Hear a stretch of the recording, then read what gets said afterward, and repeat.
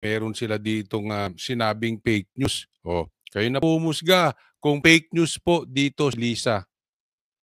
Pinanatag First Lady Liza Araneta Marcos ang kontraktor ng palpak umanong Philippine Film Heritage Building Project sa Manila. Sa Instagram post ng unang gina, sinabi niyang 200 million pesos ang pekto. Pero ano raw ang napala natin kundi tumutulong bubong, bitak-bitak ng mga dingding at hindi tapos ng mga teatro. Dagdag pa ng unang ginang, maya naman kayo, pati ito ninakawan nyo ng dignidad. Sinabi yan ng First Lady matapos siyang bisitahin ng pekto kahapon. Ay naman, ang kapal ng mukha nito si Lisa. Teka muna. Tingnan. Sabi niya, mahiya naman kayo. Ginagamit niya yung salita ng asawa niya, Bongbong Marcos, mahiya naman kayo. Pare-parehas kayo dyan. Sino ba ang pumima ng mga budgetan yan? Sino ba ang kumuha niya mga kontraktor kung alam mo naman palpak pala yan? Ididikit pa nga sa Marcos ang Diskaya, di ba? Tama po o tama-tama? Didikit pa. Kung alam yung palpak, bakit kinuha ninyo? Di ba? Parang kalukuhan naman ata yun. Parang katangahan naman niya. Tapos gagamitin nyo yung trending na mahiya naman kayo. Hindi kaya kayo ang dapat mahiya? Ito mo umiepal to si Lisa. Magpo-post-post para tong keyboard warrior. Kahapon sa bag natin, pinakita ko sa inyo kumalat na video.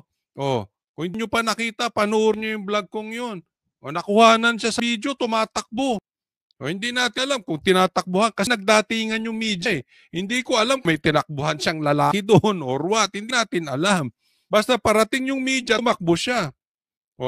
In short, nakikita nyo, wala siyang lumalabas na interview. Tapos magpo-post ng ganyan. Para kang si Torre, nakipag-boxing sa mag-isa. Di ba? Andun na, kaharap mo yung media, hindi ka nagsalita. Ngayon, post ka ng ganyan. Ngayon, epal ka ng ganyan. Nanakbo ka dun, sabihin mo, itanggi nyo na naman. Parang yung nangyari dun sa Amerika. Itatanggi nyo na naman yun. Nakuha ka ng video. Di ba? Asa ng interview mo? Wala di ba? Ayan. Pero dito, di umano, parang ang pinapatamaan dito ang Diskaya. Tingnan po natin. Sinabi yan ng First Lady matapos siyang bisitahin ng proyekto kahapon. Ay naman sa isa sa mga DPWH engineer at project inspector site. Magsusumit sila ng report kay Secretary Vince Dizon kaugnay sa status ng proyekto. Paliwanag naman ng contractor nito na Great Pacific Builders ng Pamilya Diskaya. Tapos na nila Phase 1 pero ipinagawa sa ibang contractor ang revision ng cinematic room. Nung nakita po ng pamunuan ng Pacific, yung Pacific film something, no? Yan, si chairman, yung kanilang chairman, no? Ni-revise po yung plan, yung specs po ng cinematic room. So kumuha po sila ng ibang kontratista. Okay. Ang gumagawa po doon ay hindi po ang Great Pacific Builders and General Contractor Inc. Kundi po ang gumagawa po doon ay Theater Bus Solutions and Services Corporation. Hindi po amin yun. Sa daling salita, parang lumalabas parang lang naman. Kayo na humusga kung fake news si Lisa dito. Kasi bumabanat sila, alam naman natin ang binabanatan si Kaya. Okay?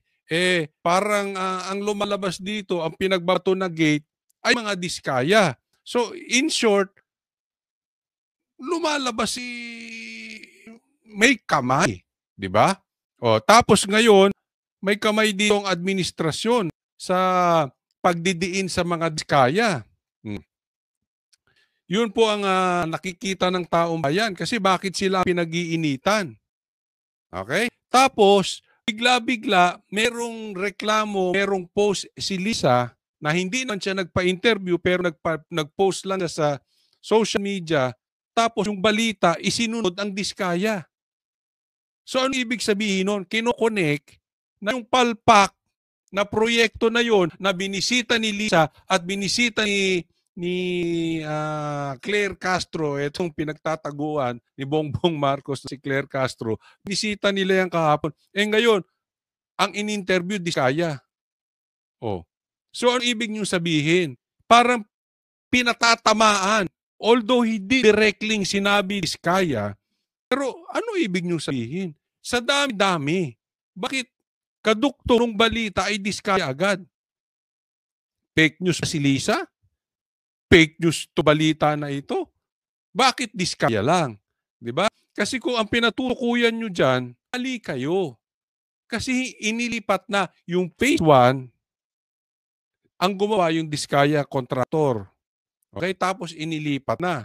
So meron talagang ditong sa nakikita natin. Ito'y aking opinion lang.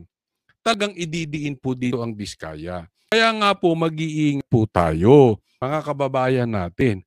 Kasi po mukhang nililigaw nila. Okay? Hindi ko sinasabing hindi dapat makulong ang mga diskaya o hindi sila managot. Sa palagay ko, dapat silang managot. Kung ako lang ang may opinion, sa tingin ko, dapat din sila makulong. O dapat silang managot. Hindi pa natin alam, hindi pa natin nakikita, no? Ang buong ebidensya. Meron silang pagkakamali din dito. Pero wag po tayo. Ito po'y nililigaw nila. Lagi ko pong paalala yan. Okay? Hanggat hindi po mananagot dito ang executive department ni Bongbong Marcos at hindi po mananagot ang napakadaming mga kontraktor o mga congressman, useless yan. Diba? Ito po ipakita ko sa inyo, ha? Nakikita nyo po ito? Ha? O, paano ba pumatay ng ahas? Ito'y ihahambing natin, itong itong kabahuan, itong bahong umaalingasaw, itong flood control projects, itong pangungurakot, ito po yan. Ito'y, in my opinion, dapat talagang managot dito yung palasyo at ang Congress. Pangalawa pa lang ang DPWH. Yung kontraktor, buntot na lang yan. Kaya paano mo papatayin ng ahas? Yung ahas nasa palasyo. Ang ahas nandyan sa mga congressman. Putulin mo yung ulo. Paano mapatay mo yung ahas? Yung animal na yan, putulin mo. Kasi ito yung lagi kong paulit-ulit na sinasabi. Kahit ikulong mo ang mga diskaya, pati yung kanilang mga anak, hindi ko po, I'm just exaggerating it, okay? Kahit ikulong mo sila, yung pangungurakot patungkol dyan sa flood control projects, tutuloy din yan. Lilipat, magpapalit lang ang palasyo, magpapalit lang ng executive department, magpapalit lang din ng mga congressman ng contractors. Magpapalit. Yung pangungurakot, tuloy-tuloy yan. Until such time, makulong natin yung executive department kung sino man ang loko-loko dyan at yung mga congressman kung sino man ang loko-loko dyan. Kaya wag po tayo magpapaligaw, ha? Oh, easy lang. Easy lang, ha? Alam ko ililigaw tayong taong bayan eh. Okay? Kasi ulitin ko, hindi natin nililigtas sa mga kontraktor, no? Pero medyo nadududa ako kasi ang bumabanat dito mga komunista. Ang bumabanat dito ay mga dilawan. Medyo duda ako talaga. Pag mga ganyang galawan, merong pinaplanong masama itong mga to. Hindi ako naniniwala sa mga galawan nila.